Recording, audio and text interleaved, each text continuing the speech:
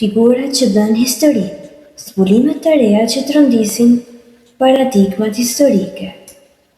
Historia si disiplinë shkencore nuk është një rrëfim i pandryshueshëm i së kaluarës, por një proces i vazhdueshëm rishikimi, interpretimi dhe rivlerësimi.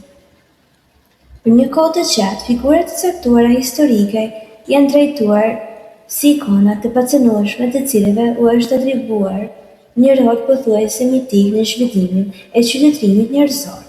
Megjithatë, zbulimet e reja arkivore, përbërimi i metodave shkencore dhe qasjet kritike të historiografisë moderne kanë vënë në pikpyetje shumë nga këto narrative tradicionale. Një ndër shembujt më domethënës është figura Napoleon Bonapartit, tradicionalisht i paraqitur si gjeni ushtarak dhe reformator i shtetit modern.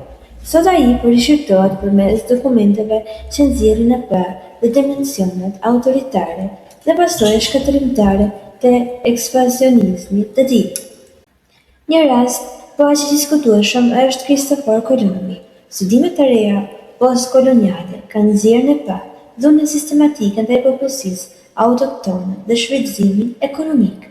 Në fushën e shkencës, Albert Einsteini shihet sot edhe përmes dimensionit të tij njerëzor dhe etik. Letrat e tij tregojnë për shqetësimin në pasojat e armëve për ta marrë. Një tjetër figurë është Nikola Tesla, i cili sot konsiderohet si një nga mendjet më vizionare të njerëzimit.